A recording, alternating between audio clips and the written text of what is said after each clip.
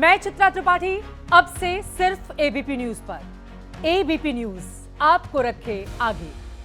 तो देखा आपने उत्तर प्रदेश का बहराइच कैसे हिंसा की आग में जल उठा।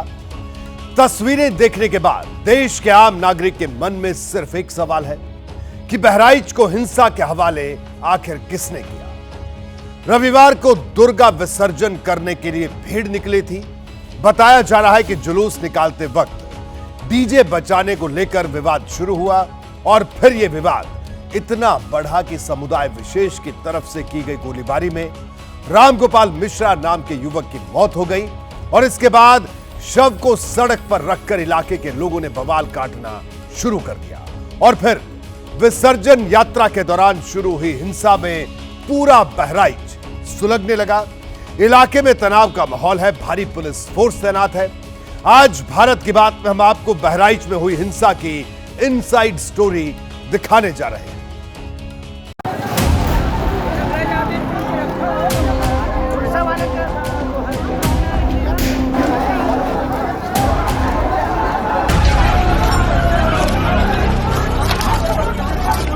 रविवार शाम को सूरज डूबने के बाद और अंधेरा होने के पहले यूपी का बहराइच हिंसा की लपटों में लाल दिखाई देने लगा था।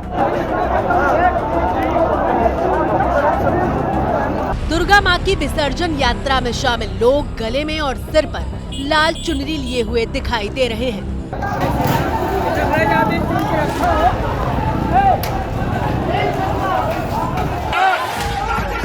दुकानें और गाड़ियां आग के हवाले की जाती रही और आखिर में पुलिस ने जब लाठी चार्ज करके उपद्रवियों को खदेड़ा तो हिंसा काबू में आई।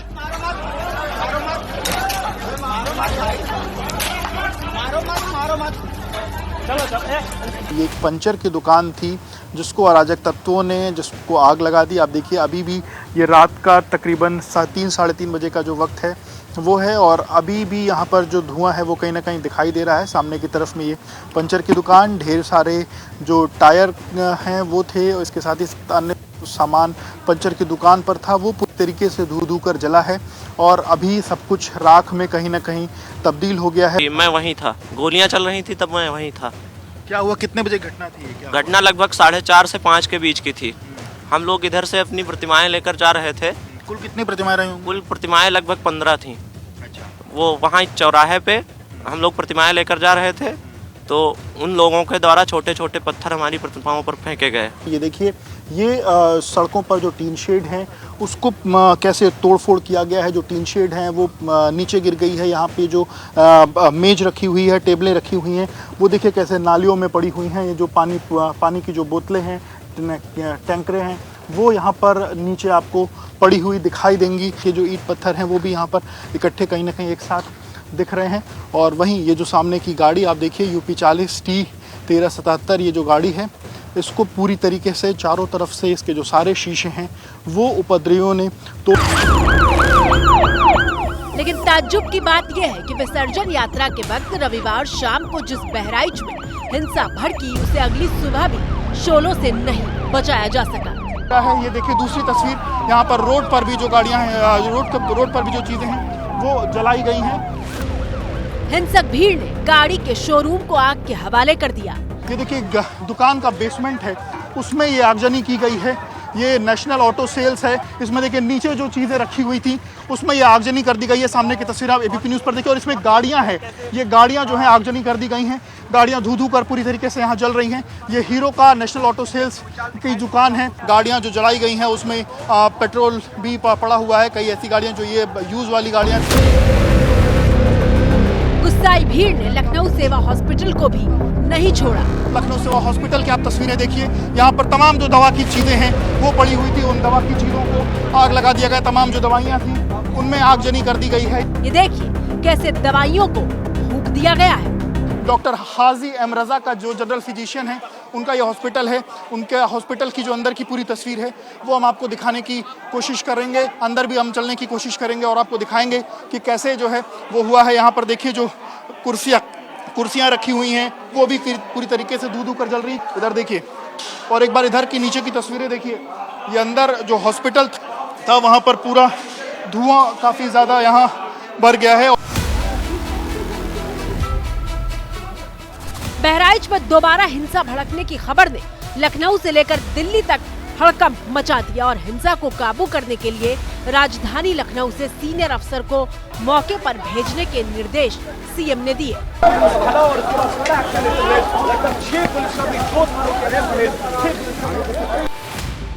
आपकी स्क्रीन पर मौजूद ये कोई और नहीं बल्कि स्पेशल टास्क फोर्स के मुखिया और ADG law and order Amitabh Yash हैं, जो हाथ में रिवॉल्वर लेकर दंगाइयों को खदेड़ रहे थे।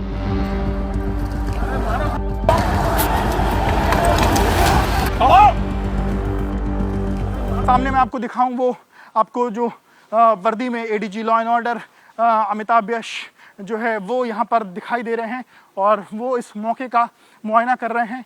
क्राइम सीन का भी अभी उन्होंने मुआयना किया है। टीयर गैस रेडी रखिए, टीयर गैस को फायर करने के लिए रेडी रखिए। सिर्फ अमिताभ यश ही नहीं बल्कि गृह सचिव संजीव गुप्ता भी बहराइच में मौके पर पहुंचे।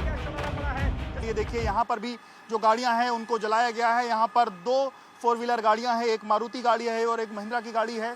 उसको देखिए पूरी तरीके से यहाँ जला दिया गया है। इन दुकानों को सुबह जब हमने देखा था तो ये दुकानें बंद थी, पर उसके बाद जब भीड़ यहाँ पर मौके पर आई तो भीड़ ने इन दुकानों को शटरों को कहीं ना कहीं खोला है और उसके बाद इनमें चीज़ें खराब की हैं। ये देखिए जिंदल वर्क्स की ये दुकान है जहाँ से भी इसको काफ़ी सामान यहाँ से निकाला गया है, तहस नहस किया गया है। 30 उपद्रवियों को हिरासत में लिया गया है, लेकिन सवाल ये है कि बहराइच को किसने जलाया? बहराइच को बार बार जलने से रोका क्यों नहीं जा सका? हिंसा भड़कने के बाद भी पुलिस ने पर्याप्त इंतजाम क्यों नहीं किए थे? क्या बहराइच की हिंसा सोची समझी साजिश का हिस्सा है?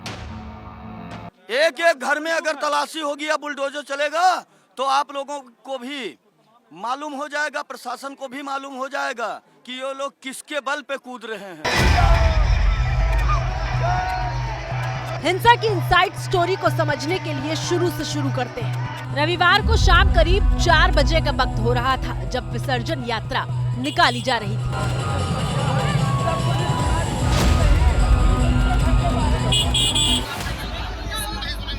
बताया जा रहा है कि बवाल शोभा यात्रा के दौरान बजाए जा रहे डीजे को लेकर शुरू हुआ था। मामला ये हुआ कि गाना बज रहा था, रिंकू निकले, उनके दरवाजे पे जैसे आगे जाम लग गया, गाड़ी खड़ी हो गई, बाजा बज रहा था। वो रिंकू आया, कहा कि बाजा बंद कर लीजिए, तो कहे भाई साहब क्यों बंद कर लें? कहे नहीं, मेरे दरवाजे पे बाजा नहीं बजेगा। तो वो ट्राली वाला कहा कि क्यों नहीं बजेगा, आपके जुलूस में हम लोग इंटरफेयर तो किए नहीं, आप बाजा बंद कर दो कि गोली मार दूं मैं। विसर्जन यात्रा में शामिल भीड़ का दावा है कि दूसरे समुदाय के पास भारी मात्रा में हथियार था। माता जी के भक्त थे तो अपनी माता जी को लिए विसर्जन के लिए जा रहे थे। हमारे हाथ में कुछ भी नहीं था कि हम उनसे भिड़ पाए। उनके पास एक से असलहे थे। जब उन्होंने खेदा है वहाँ पर तो कम से कम इतनी असलहे जो हमने कभी जीवन में नहीं देखा था, उस तरह के असलहे उनके पास थे। एबीपी न्यूज संवाददाता विवेक राय आपको ग्राउंड जीरो से वो तस्वीर दिखा रहे हैं जहां पर हिंसा भड़की और राम गोपाल मिश्रा पर गोली चलाई गई। ये इंडियन बैंक है जिसके सामने जो कहीं ना कहीं एक लैंडमार्क है, जिसके सामने ये पूरी की पूरी घटना जो है वो हुई है। इलाहाबाद बैंक के सामने, इंडियन बैंक के सामने एक पूरी जो घटना है वो हुई है। और जो एक युवक की मौत हुई है, उस युवक की मौत इसी घर में हुई है। लोगों के अनुसार जो रामगोपाल था उसको यहाँ के जो लोग थे उन्होंने इसी घर में उसको खींच करके अंदर ले गए और उसके बाद अंदर ले जाकर के उसको गोलियों से भूना है। यहाँ देखिए जो क्राइम सीन है उसका कहीं ना कहीं जो बैरिकेड है वो भी लगा हुआ है।